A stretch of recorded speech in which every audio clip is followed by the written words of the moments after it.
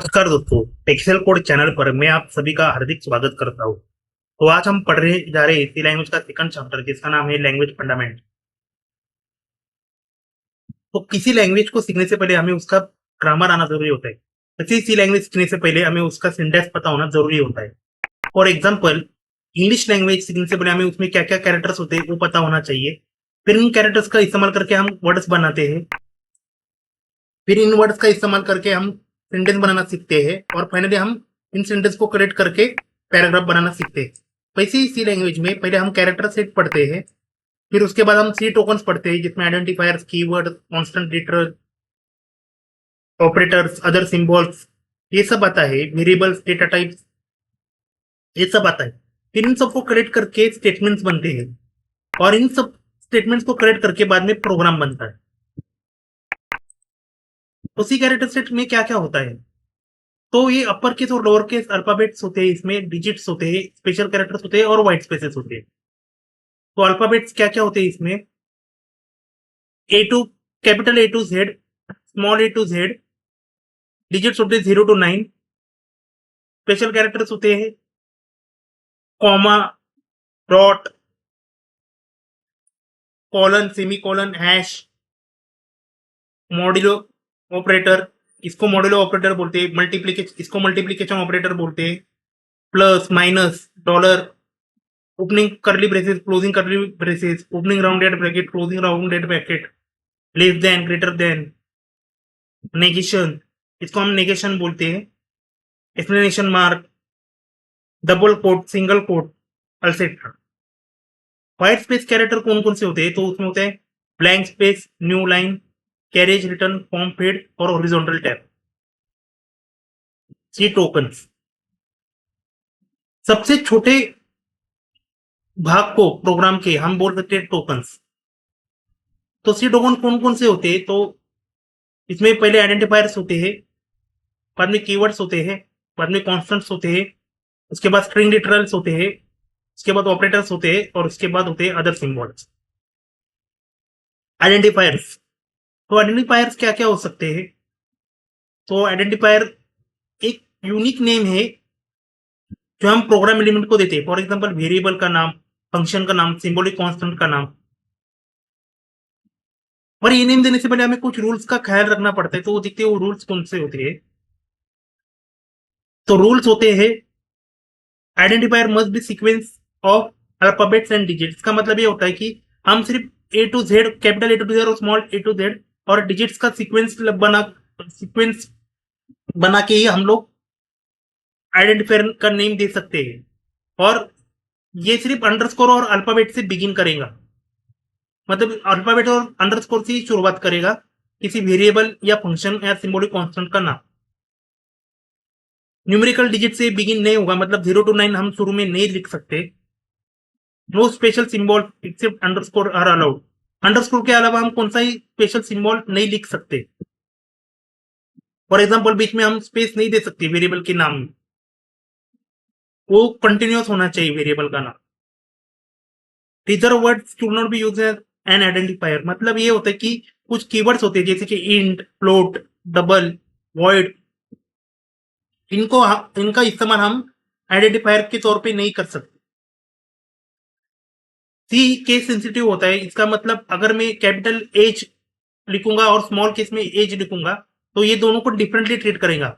भले ही इसमें as store होता हो पर ये दोनों ही डिफरेंटली ट्रीट हो गए। और लेंथ ऑफ आइडेंटिफायर्स 31 कैरेक्टर्स के ही होने चाहिए, उससे ज्यादा नहीं होने चाहिए। मतलब total number of characters identifiers में 31 कैरेक्टर तक ही होने चाहिए। वैलिड देखिए, सम है, रेट ऑफ इंटरेस्ट है। देखिए कैसे वर्ड्स को कनेक्ट करने के लिए अंडरस्कोर का इस्तेमाल हो रहा है।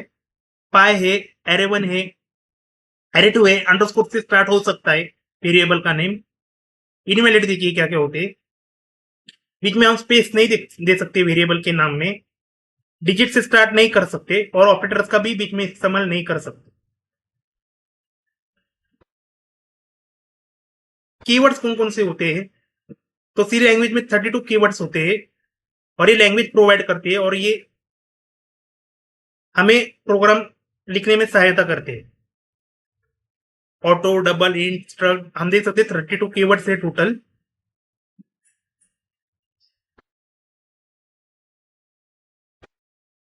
कॉन्स्टेंट, तो कॉन्स्टेंट कौन कौन से होते हैं? ये फिक्स वैल्यूज होती है जो प्रोग्राम एग्जीक्यूशन के टाइम चेंज नहीं हो सकती। फॉर एग्जाम्पल पाई की value, throughout the program pi का वैल्यू वही होने वाला है 3.14। हम चाहे कितने भी फंक्शंस लिखे, पर पाई की वैल्यू चेंज नहीं होगी उस प्रोग्राम में। तो देखिए कॉन्स्टेंट्स कौन कौन से प्रकार के होते हैं। एक होता है न्यूमेरिक कांस्टेंट, एक होता है इसमें इंटीजर कांस्टेंट, रियल कांस्टेंट, दूसरे होते हैं कैरेक्टर कांस्टेंट, उसका टाइप होता है, सब टाइप होता है single character constant, string constant. तो न्यूमेरिक कांस्टेंट देख पढ़ते हैं। इंटीजर कांस्टेंट कौन कौन से होते हैं इसमें? तो ये इंटीजर कांस्टेंट होता है सीक्वेंस ऑफ डिजिट 0 to 9 हम इस्तेमाल कर सकते हैं, और ये डेसिमल इंटीजर, ऑक्टल इंटीजर या हेक्साडेसिमल इंटीजर हो सकता है। बाय डिफॉल्ट 0 to 9 हम लिख के कौन सा भी डेसिमल इंटीजर कांस्टेंट लिख सकते हैं। देखिए डेसिमल इंटीजर कांस्टेंट हम लिख सकते हैं, और बाय डिफॉल्ट ये पॉजिटिव होती है, इसके लिए प्लस साइन पहले लगाने की जरूरत नहीं पड़ती, पर आप चाहिए तो लगा सकते हैं। -22 +85 0 75,898, ये सब डेसिमल इंटीजर कांस्टेंट है। ये देखिए इसमें स्पेस नहीं दे सकते हम लोग, स्पेस अलाउड नहीं होता, कॉमा अलाउड नहीं होता। ये सिर्फ pure combination of letters, pure combination of digits होता है। टोटल इंटीजर कांस्टेंट कौन कौन से होते हैं जिसको प्रीसीडेड बाई 0 से करते हैं। फॉर एग्जाम्पल 037, 0435, 0551, ये सब ऑक्टल इंटीजर कांस्टेंट होते हैं। हेक्साडेसिमल इंटीजर कांस्टेंट कौन से होते हैं? तो 0x और 0 कैपिटल एक्स से हम डिनोट करते हैं। For example 0x3, 0x9b, 0xabcd etcetera. Numeric constant का दूसरा टाइप होता है रियल कांस्टेंट। तो रियल कांस्टेंट में हम लिखते हैं फॉर एग्जांपल फ्लोटिंग और डबल वैल्यू, जैसे कि 3.14। फ्लोट थोड़ा सा शॉर्ट होता है डबल से लेंथ में, पर डबल बहुत ही बड़ा होता है। अगर फ्लोट 6-7 डेसिमल पॉइंट्स के बाद डिजिट्स कंटेन करता है तो डबल 16 से 18 तक कर सकता है। मतलब डबल बहुत ही एक्यूरेट वैल्यू होती है। देख सकते हैं हाइट, टेम्परेचर, डिस्टेंस, ये कंटिन्यूसली चेंज होती रहती है, तो हम इनको फ्लोटिंग पॉइंट कॉन्स्टेंट में रिप्रेजेंट कर सकते हैं। 0.25, इसके लिए भी प्लस साइन लिखने की जरूरत नहीं होती है, पर अगर कोई माइनस में होगा तो उसके लिए माइनस डिसाइड करना कंपलसरी होता है। For example -2.5, 35 +0.5। एक्सपोनेंशियल नोटेशन, इसमें होता है मैंटिसा, एक्सपोनेंट और कांस्टेंट। एक्सपोनेंट इसमें मैंटिसा कुछ कौन सा भी फ्लोटिंग पॉइंट नंबर हो सकता है जो पॉजिटिव हो या नेगेटिव हो। एक्सपोनेंट भी एक इंटीजर होता है जिसमें ऑप्शनल प्लस या माइनस साइन होती है। फॉर एग्जाम्पल 331.56 हम कैसे लिखेंगे? तो 0.33156 इसको हम ऐसे बोल सकते कि 0.33156 इंटू 10⁻³ ये मैंटिसा होता है 10 तक, और 3 इसका एक्सपोनेंट होता है। तो ये एक्सपोनेंट हम यहाँ पे देख सकते कैसे लिखा हुआ है E3, और बाकी का नंबर होता है मैंटिसा।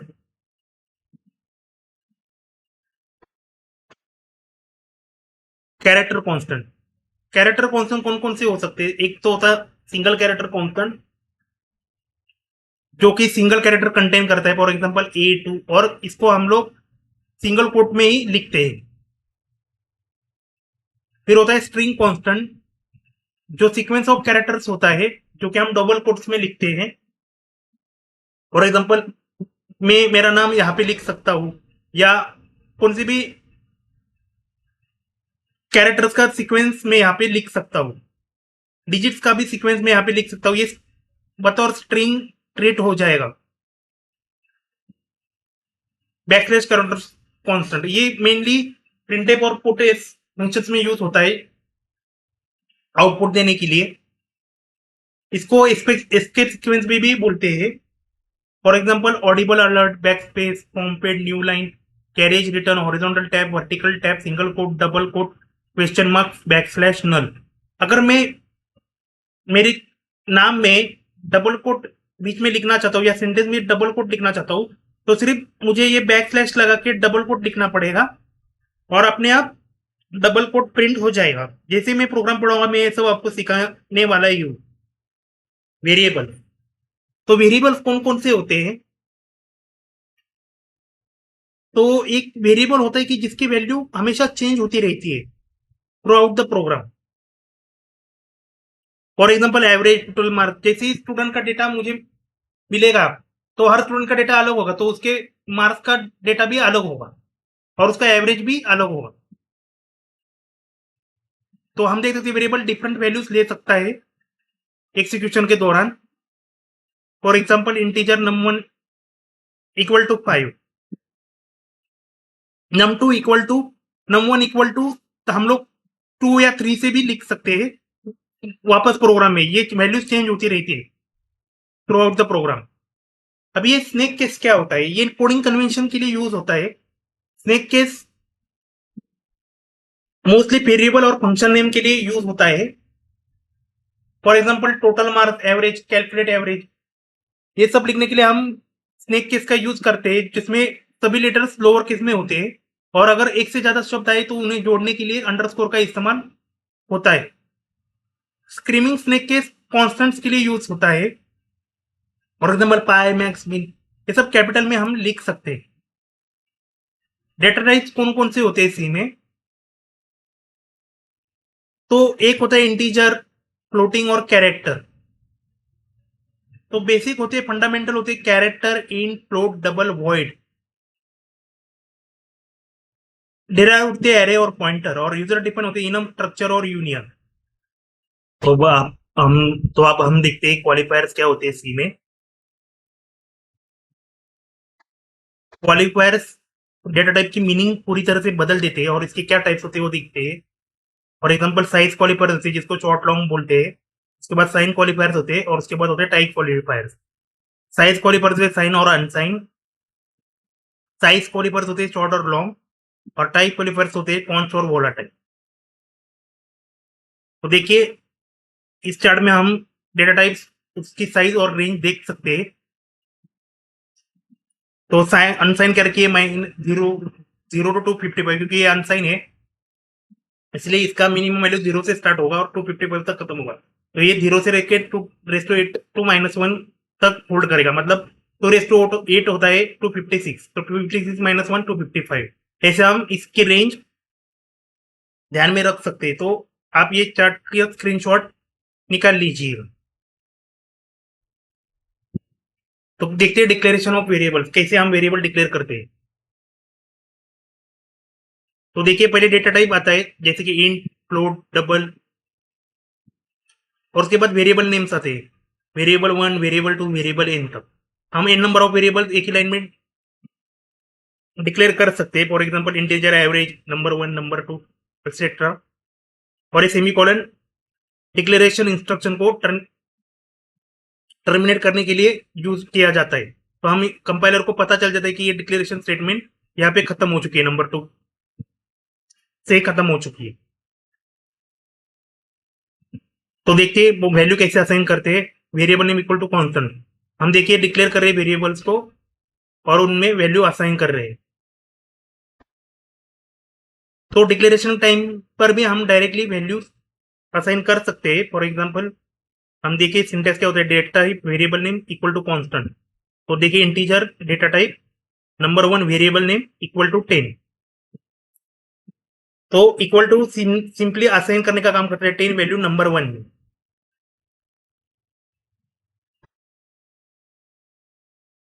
देखिए कैसे हम कर रहे हैं, हम डायरेक्टली इसको नंबर 1 को 10 असाइन कर रहे हैं, नंबर 2 को 20 असाइन कर रहे हैं, असाइनमेंट ऑपरेटर का यूज करके। डिफाइनिंग कॉन्स्टेंट, कांस्टेंट डिफाइन करने के दो तरीके होते हैं। एक तो हम लोग कॉन्स्ट कीवर्ड का यूज करते हैं या फिर हम हैश डिफाइन का यूज करते हैं। तो कॉन्स्ट कीवर्ड में हमें सिर्फ डेटा टाइप के पहले कॉन्स्ट लगाना है, तो ये कॉन्स्टेंट बन जाएगा और इसकी वैल्यू फिक्स हो जाएगी और ये कभी चेंज नहीं होगी थ्रू आउट द फ्लो। और दूसरा होता है hash define pre processor directive. Pre processor chapter में हम इसके बारे में डिटेल में पढ़ने ही वाले हैं। तो ये क्या करता है, हैश डिफाइन पाई 3.142 पाई जहां जहां पे हम लिखेंगे हमारे प्रोग्राम में, तो ये पाई की वैल्यू को 3.142 से रिप्लेस कर देगा। तो प्लीज लाइक शेयर और सब्सक्राइब कीजिएगा पिक्सेल कोड चैनल को। धन्यवाद।